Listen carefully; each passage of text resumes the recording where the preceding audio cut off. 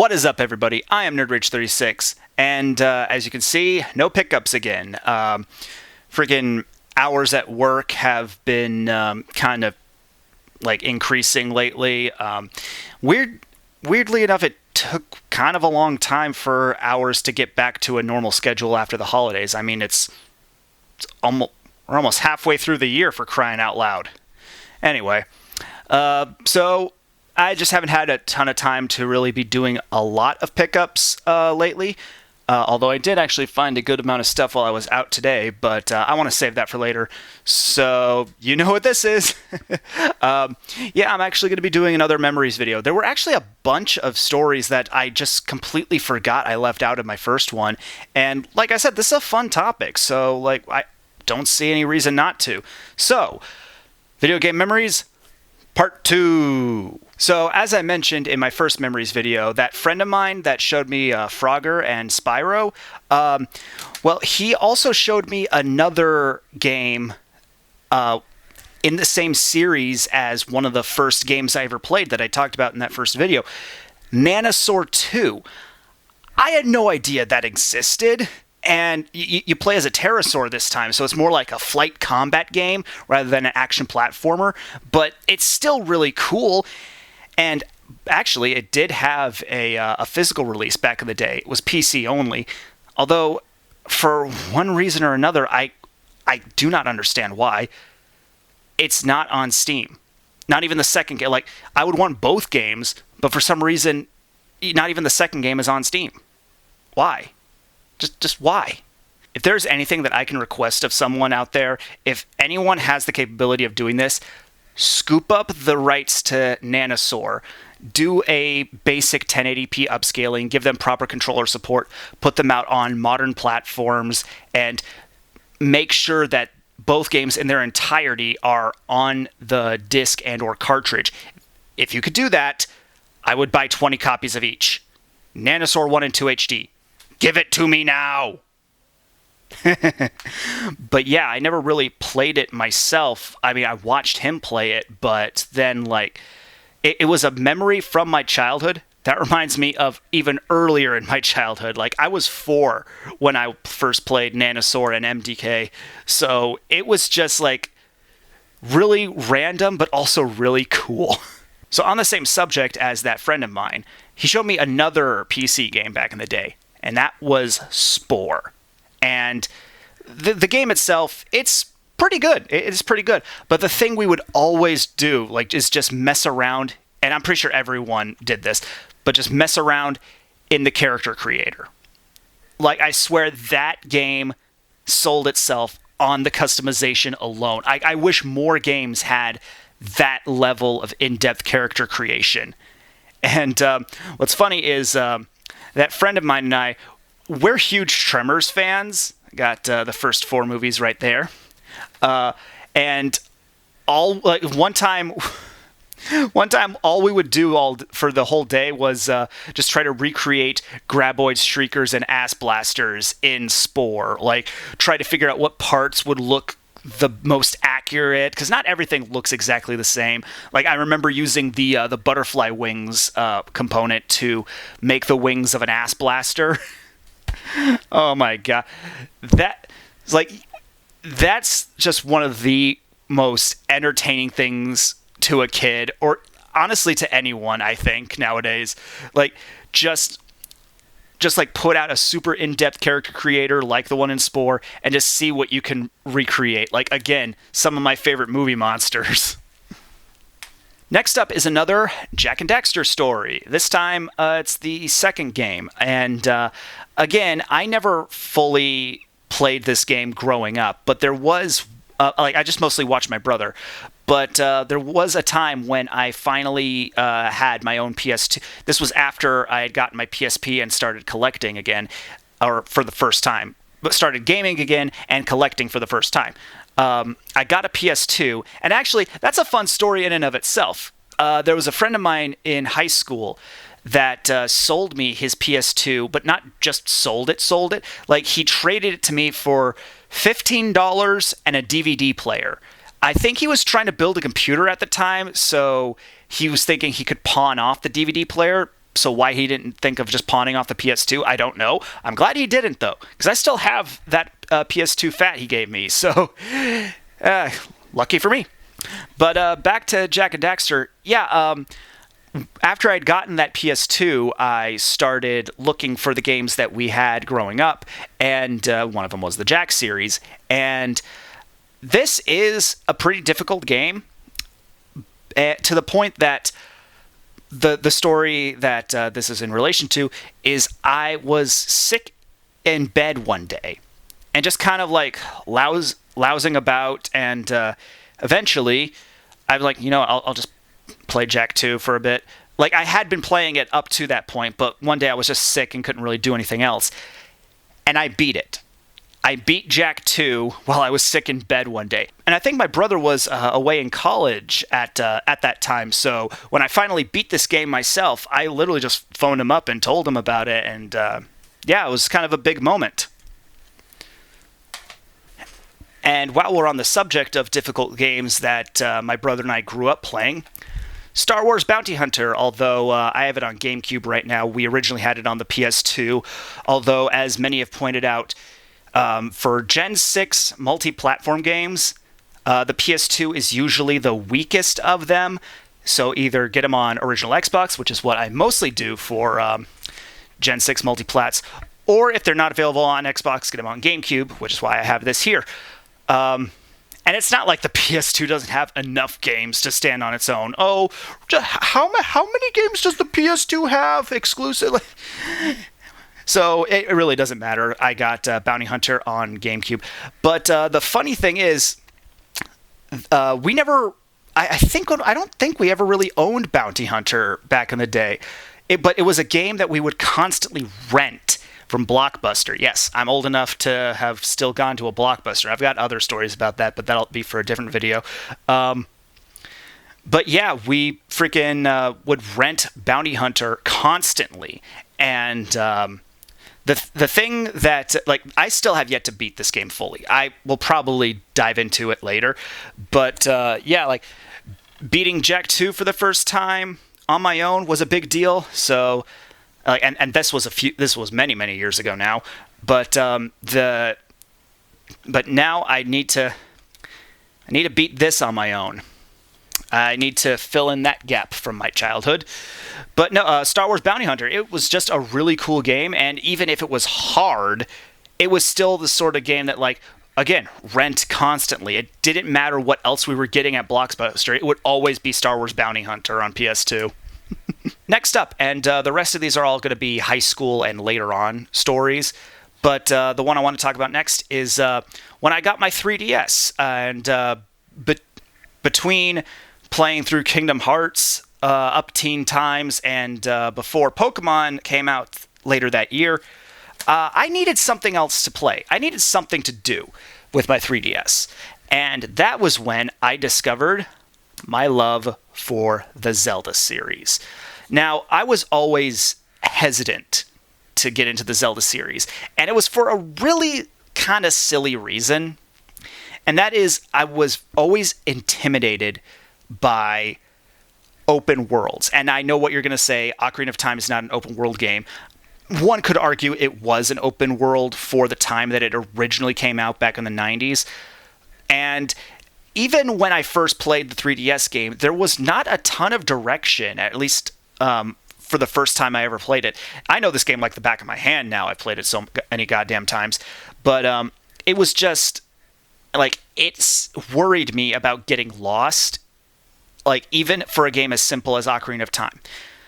But I needed a game to play between Kingdom Hearts and Pokemon releasing, and, like, I just didn't have anything else to play on my 3DS, so I thought, all right, might as well. Fingers crossed I can actually play this game and not, like, get lost or frustrated. Holy shit, I love this freaking game. This is where my love of the Zelda franchise started. And, like, on top of, like, Kingdom Hearts and God of War, between my PSP and 3DS, I played the shit out of Ocarina of Time 3D so much. To the point that one day we were hanging out at a friend's house, and we weren't really doing anything. We were just kind of sitting in his front room. Like, we weren't watching a movie, we weren't playing a game, and we were sort of talking, but it wasn't like a deep conversation. So I just pulled like 3DS out of my backpack and just started playing Ocarina of Time. I was in the Forest Temple. I remember this specifically. And one of my friends, he was so annoyed that I wasn't really participating. He got up, walked over, and clicked the game out of my 3DS just to get my attention. I was addicted to this game, and like I could play this at any time and still have a blast. Like Ocarina of Time 3D, or even like the original Ocarina of Time on N64. Obviously, there's a lot of quality of life features that I prefer in this version of the game, but it's still a one-to-one of the N64 game. So like I could hop back and forth at any time and still enjoy myself no matter what. But like I said, I was hesitant to get into the Zelda series because I was always worried about open world games and just not being really like accustomed to them. And that kind of snowballed into, like, nowadays, I freaking love open world games. Granted, there is one open world franchise that's kind of a gap in my gaming knowledge, but again, that's for a completely different video. But after Ocarina of Time came Infamous. Infamous Second Son. This is my first game in the Infamous series. I did see my friend with the PS3 back in high school play Infamous. I believe it was Infamous 2 at the time. And it was already really cool. I was already really interested in Infamous, but I didn't have a PS3. Actually, I will talk about that later. But I got a PS4 at lunch. Again, I'm jumping all over the place. I'll talk about my PS4 later. But I got Infamous Second Son, and again, it's not like a super big open world, but it's a lot bigger than Ocarina of Time, and it's bigger than any other game I had been used to up to that point. And this was also where I started getting more and more into side objectives. Like, I legit 100%ed the hero path in this game. I don't think I've never played the villain path, but I 100%ed the hero path in Infamous Second Son. And again, that just kind of like going from Ocarina of Time to Infamous Second Son, just kind of like moving me along the path of, I actually like these kinds of games now. And that was capped off, like, before I fully embraced like my love of open world games. Like, those two games all cascaded into Xenoblade X. I talked about this when I picked up Definitive Edition, and so I already loved Xenoblade 1, which is also sort of an open world. I mean, it is an open world, but it's very much more linear because of the shape of the world itself. I mean, you're running around the body of two dead titans. That's just awesome, but it's also not very, like, wide, so to speak. But this one, like, just on a huge-ass planet, that is definitely an open world. And like there's a little more structure than I expected. So like I wasn't worried about getting lost. It also helps that this game very much reminded me of one of my favorite childhood movies, Titan AE. So that really just helped me push through. But there's one other thing about this game. I mentioned with Infamous Second Son that I had finally started to do more side objectives in games, because I was never really a side quest guy. Even in Xenoblade 1, side quests were like, where, who do I return this thing? Like, those were a little more, like, I know this is considered a good thing in game design, but they weren't really hand-holdy, but it was still like, okay, where do I go to find this thing? And then if I found like that red orb, and it's like, wait, now, do I bring this back to someone? It was confusing. But I eventually did start really getting into side quests with this game. And there's one big reason. I know a lot of people say that the story in Xenoblade X is very kind of standard, or even somewhat even call it bad.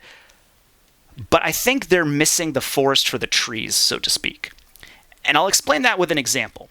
So, spoiler alert, but this game is old. By the time of Chapter 5, I believe, It's when you discover that all of the human characters are robots or mimeosomes, and that their consciousness is being projected into their bodies, and they're trying to find their organic bodies. That's the whole purpose of the game and why there's that countdown in the city. So you find that out in the chapter. And then you have to go around the city doing side objectives to unlock the next chapter. I happened to find one side quest. It was a dialogue quest, a heart-to-heart, outside the church in New LA. And someone asked, can these mimeosome bodies get pregnant? And like seeing that right after the reveal in chapter 5, it was like, whoa. That was just kind of a big moment, because it's like you get like, and then I started seeing it happen more and more. It's like you get a story revelation in like the main quest, and then you need to do side quests to unlock the next main quest, and you'll see various side quests throughout the city that expand upon the concepts revealed in the main quest. And so when someone says that the main quest is like that this game doesn't have a good story, you're missing the point. You're missing like all the details, because the main quests establish like the very basic framework or foundation for it, and then the side quests expand upon a lot of the themes and ideas and even just general moments from the main story that like it creates this atmosphere. The story, you could say the story is generic, like all you want. Yeah, fine, whatever. Although again, I liked it because it reminded me of Titan AE. But generic story or not, the way they explore the story is phenomenal. Like, this was one of those games that just suddenly like sucked me in so much. I mentioned it again when I picked up Definitive Edition, but like to go into a little more detail, when this game came out, it was over Christmas break, so I wasn't really doing anything. And I got up weirdly early for my standard. Like, I got up, I had breakfast, took a shower, got dressed, made my bed, sat down and started playing. I sat down and started playing at 11 a.m. And after what felt like no time passed at all, I look over at the clock, and it's 9:30 p.m. And for crying out loud, if a game can suck me in that much, it's got to be doing something right. Next up is when I got my PS3. Now, I got the PS3 over in the box there, but I didn't actually get it in the box itself, which I know that's going to be a little weird sounding, but let me explain. So when I was in college, I had this group of friends, and one of them worked at GameStop. And someone had brought in 2 PS3s to the GameStop she was working at. And her boss just straight up told her that the controllers were worth more than the consoles themselves, and she was legitimately supposed to, by order of her boss, throw the consoles away and keep the controllers. First of all, that's just dumb. Like, even if they're not as valuable as the controller, why not keep them? Or at the very least, like, find another place to sell them to? I don't get it. So instead of throwing them away, she just put them in the trunk of her car. And then when we were all hanging out at a friend's house, she's like, hey, does anyone want a PS3? And she gave one to me and one to the friend of ours whose house we were at. And it was just like so freaking random. But like that was around the time that I really actually started getting games at complete random. And actually, that's going to lead into another story pretty soon. So when I was in college, I was working at a grocery store. And I was always that guy that would help carry everyone's groceries out to the car. And sometimes when customers were talking about like, oh, we're doing some spring cleaning, or we're clearing out a storage unit, or we're moving house, I would always cheekily ask, oh, do you got any old video games you want to get rid of? And I got a fair amount of stuff that way. Again, like with the PS3 thing with my friend from college, it was just so random getting this stuff. And like they would always respond with like, oh, I'll go take a look, or actually, yes. And that's how I got stuff like Infamous 1 and 2, Rogue Squadron 2 and 3. And like the big ones. So there was a lady shopping, and I was helping her to her car with her groceries, and of course she brings up like, oh, we're just cleaning up the house or clearing out a storage unit. So I ask, got any old video games you want to get rid of? And a few days later, she comes back with a plastic bag full of some PS1 games. And she was being really coy about it, like, oh, I'm sorry, there's really not a lot in here. These are all I could find. And what she was able to find was Resident Evil 2, missing a disc, granted, and I'm not super into Resident Evil. I mean, I want to check out the series eventually, but at the time, I really wasn't looking for Resident Evil, so I gave that to a friend. But she also had Chrono Cross, and that I was interested in, but I already had that game. So again, I gave it to a friend. But the other two games she had in that bag, Vagrant Story and Alundra. Not a whole lot. Seriously, like, I don't think she quite realized what she had, and I'm so glad she didn't, because, like, what the heck? This is insane. Just getting it at random from a customer at a grocery store. Oh my god. I haven't really played them yet. Like, I've got way too many games on my backlog that even back then I was still like trying to make my way through a few things, and now my collection is like 5 times the size it used to be. But like those two, I don't know when I'm going to get to them, but I'm going to be like chuckling most of the time just because of that memory. So I'm going to be jumping ahead a little bit, then I'm going to be jumping back. You'll see what I mean in a bit. But the next story I want to talk about is how I got into the Sonic the Hedgehog series. Now, for the longest time, I'd only ever been aware of how bad the Sonic series was, to the point that I thought only 6 games existed in the franchise. I'm not kidding. I thought it was the first 2 on Genesis, Sonic 06, and then the 3 games on Wii before Colors came out, so Secret Rings, Black Knight, and Unleashed. That's all I thought existed in the Sonic franchise for so long. And then, good old Alpha Omega Sin was live streaming Sonic Mania when that game first came out. And whenever someone in chat would say, best Sonic game since the original, am I right? He would respond with, no, what are you talking about? And he would just like list off Sonic games, and every time he would say one, I'm like, I've never heard of that one. Or that one. Or that one? Hold on. And I found out there were a ton of Sonic games. A ton of Sonic games. And like, what? Why have I never heard of these? And most of them seemed like they were good. And like, there were more good games than there were bad games. It's just the bad games are so notoriously bad that that's all anyone would talk about. And that's not fair. And I wanted to give the Little Blue Blur a fair shot. So I played through the first 4 Sonic games via the DS collection at the start. I played through like 20 games, but this is how I started. And holy shit, this collection is also really, really cool. Like, for the first 2 games, it actually features the ability to save, which weren't in the Genesis games, or at least the first 2 Genesis games. But it's like, it's not save states like with collections. Like, you would just like save at the beginning of each act, and that was enough of a quality of life feature that I was able to really dig into like getting through the games and getting all the Chaos Emeralds, and like not having to game over and start at the very beginning, but also still challenging enough that I was able to get a really satisfying kick from playing these games. And Sonic 3 and Sonic and Knuckles have the same saving feature as the Genesis games. So like, honestly, like, I know there's that Sonic Origins collection, but don't sleep on this one. Don't sleep on the DS collection. This is a damn good way to experience Sonic the Hedgehog. And I mentioned in a previous video that I was replaying some of my favorite Sonic games, and I just figured if anyone wanted to know them, top 5 in no particular order are Adventure 1,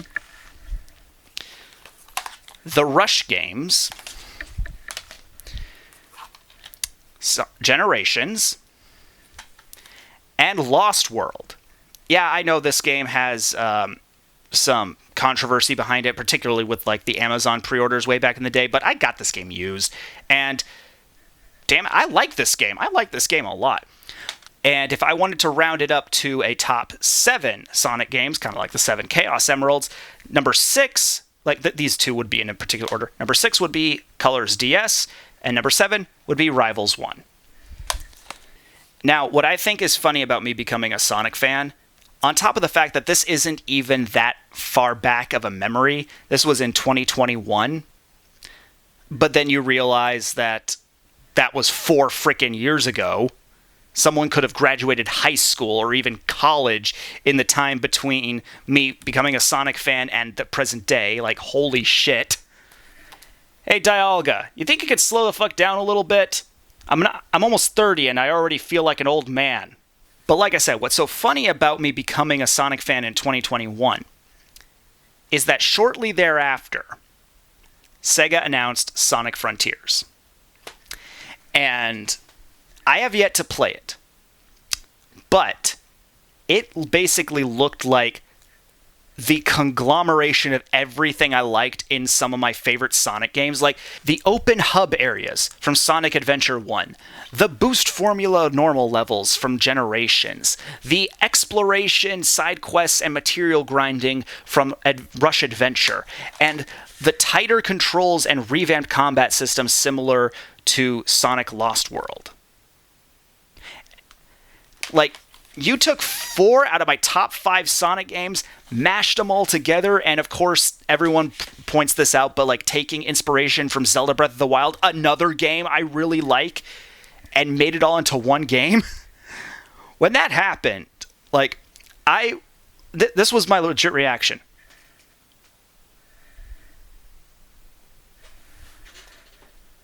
Sega? Where's the camera? Like, clearly you planted a camera in my apartment. I became a Sonic fan over the course of a few months, and then shortly thereafter, you announce a game that looks like basically my ideal Sonic game, like the game specifically made for me. Am I being Truman Showed? That was so crazy. Like I said, I haven't gotten around to playing it yet because I wanted to get a PS5 for it, but then throughout 2023, they were just adding DLC constantly to the game, so a physical copy wouldn't really be useful. I do have it on Steam, but I want to get through a few other games in my massive backlog before I really dig into Sonic Frontiers. But I am so looking forward to playing it myself because, holy shit, it looks like the perfect Sonic game for me personally. Now, this is not going to be the last story I tell for this video, but I still needed to change camera angles for this. So, like I said, in college I was working at a grocery store, and that was how I got this CRT television. Now, you're probably wondering, how? Well, I found it inside of a wall. Now, once again, you're probably thinking, how? Anyway, but no, so the break room in this grocery store used to be a video rental place, and there was a sign up on the wall, and behind the sign was an alcove, and in that alcove was 2 of these things. So I looked at it and thought, huh, and then just walked over to my boss, and I said, hey boss, can I have one of those?